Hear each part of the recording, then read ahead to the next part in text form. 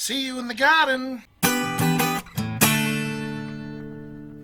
Oh, hi guys, back again. It's time to pull out these Creamgold hydroponic onions. They've really come a long way since the last onion update.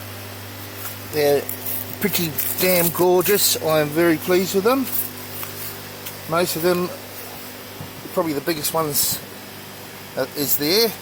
But let's get them out, get them on the drying rack, my makeshift drying rack, and we'll show you. Alright, just while we're here, we'll just look at these red onions, which are an early Californian red, and they're starting to do the same thing. They're a bit behind. Lisa just said there's a big one over there. Where is it? No one can see. I can't see because the sun's in the eyes. Yeah, so they're looking pretty good too. They'll be a few more weeks away. They're nowhere near falling over or bending as like these ones are, as you can see. Alright, let's get on with it. I'm going to get Lisa to hold the camera.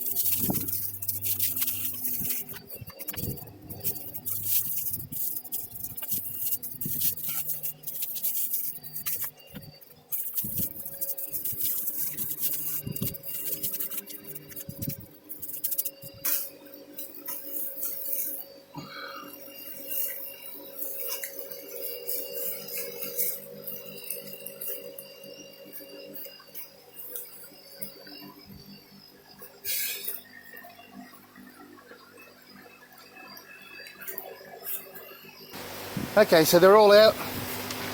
I'll probably feed the red onions once more. Now, to give you some sort of idea of the nutrient that's been used to grow these onions, this is the second drum of nutrient. Now it's at 2.4, and look, there's probably a third left in that. So, what's that? It's a 200 litre drum. So 300, maybe 330 litres, 340 litres of nutrient. That's liquid nutrient, by the way. So if you work that out, that's 330, 340 divided by 4 will give you the gram weight of the nutrient.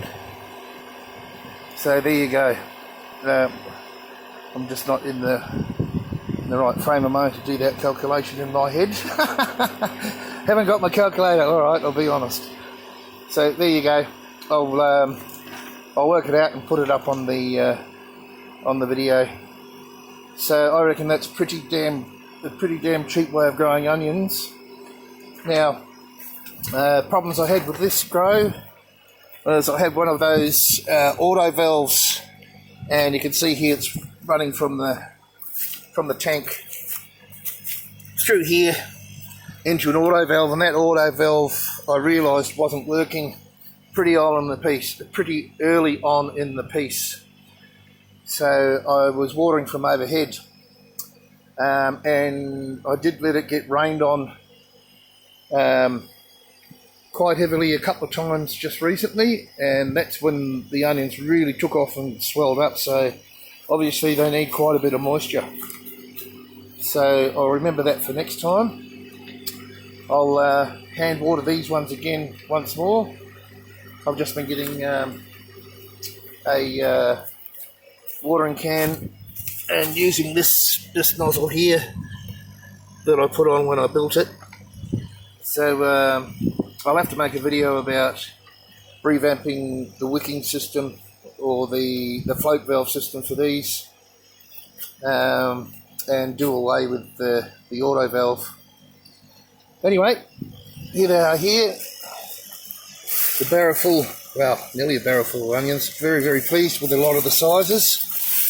That should keep us going for a fair lot of the year. Well, I think all year, the ones I've already got, and the red ones as well. Here's hoping. Alright, we'll get them on the rack and I'll show you them on the rack, and that'll be the end of this video.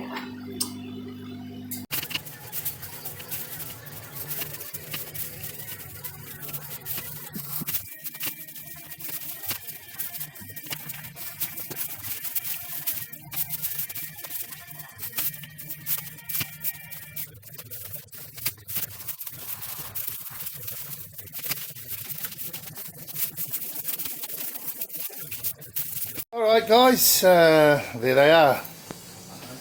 That's all the room I've got. So I'll have to be turning them every few days as they dry. But yeah, the other ones dried out alright. If you look for the video where my onions bolted, I did get some that were okay.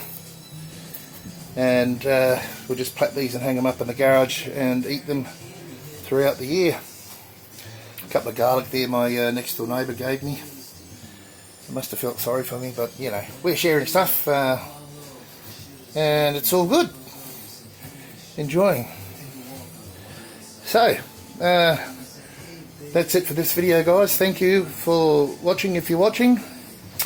Hope you're learning something at the same time. Very happy to be able to harvest these hydroponic onions. They work very well in that deep wicking system, as we can see. What else do I say?